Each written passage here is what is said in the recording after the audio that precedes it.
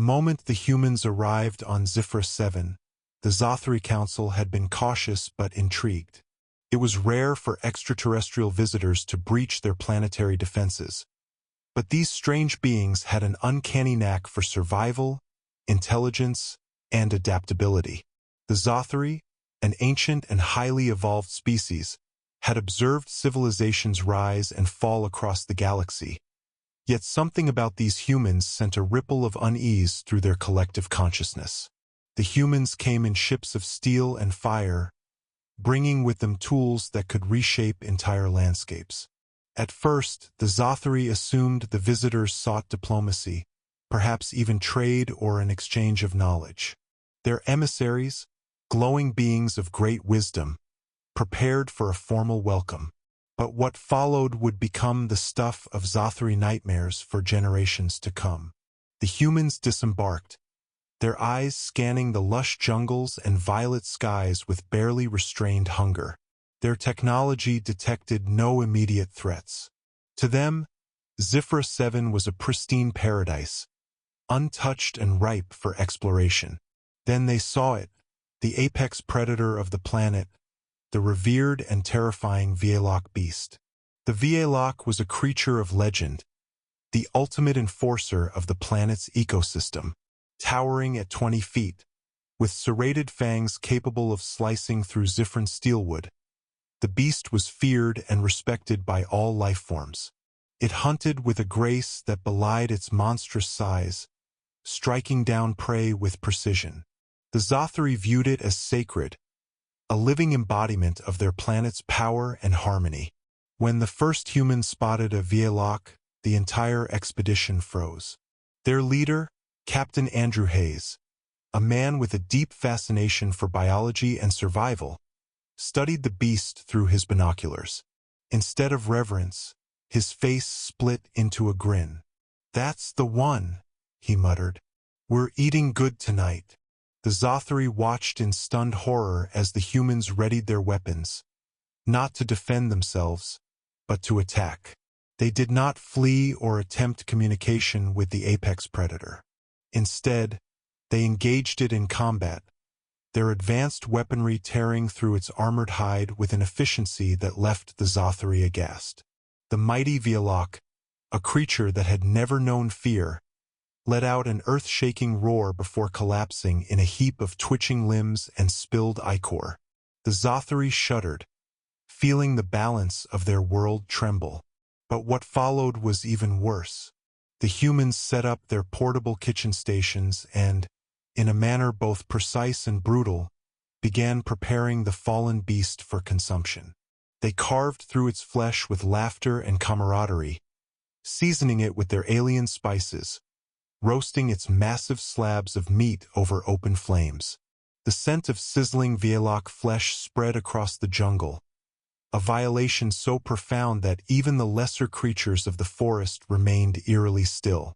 The Zothri, who thrived on a complex energy exchange with their environment rather than consuming solid food, could barely comprehend what they were witnessing.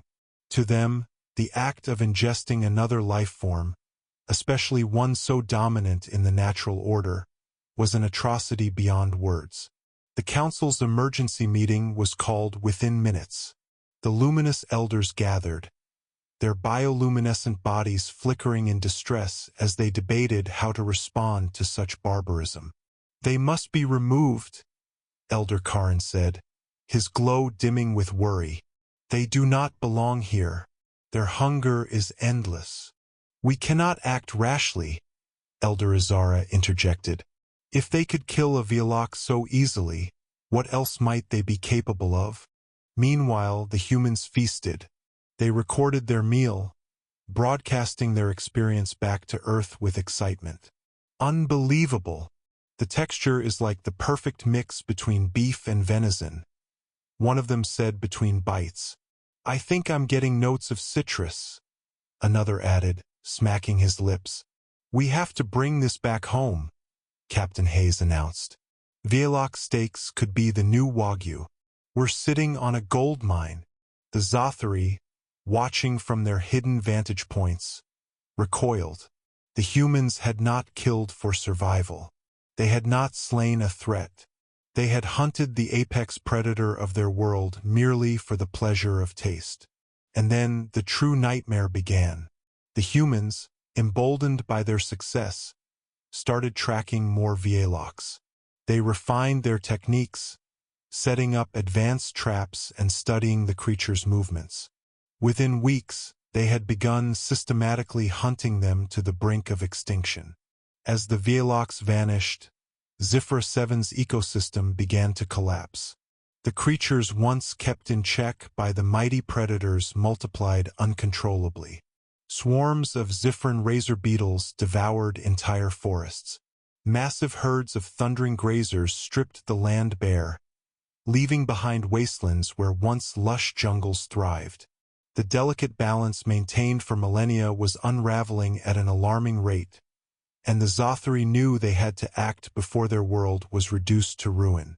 In a desperate move, the Council used their most advanced technology to communicate directly with the humans. Holographic projections of their glowing forms appeared before Captain Hayes and his crew, their expressions grave. "You must stop this," Elder Karin implored. "The Vyelok is not mere prey. It is the guardian of this world. Without it, everything will collapse." Hayes, chewing on a strip of dried Vyelok jerky, raised an eyebrow. "That's just nature. When one predator is gone, another takes its place." "You do not understand," Elder Izara cried. "Your kind may survive in chaos, but our world does not. You are killing our home." Hayes sighed, leaning back. "Listen, I get that you've got a spiritual connection to these things, but we're talking about a resource here.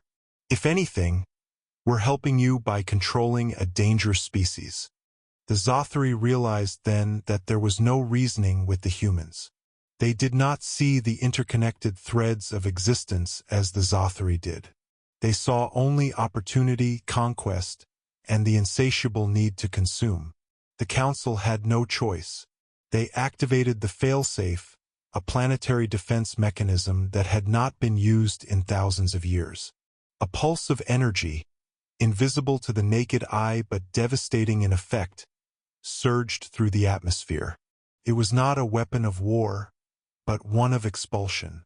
Every human on the planet collapsed, their bodies rendered unconscious by a frequency tuned to disrupt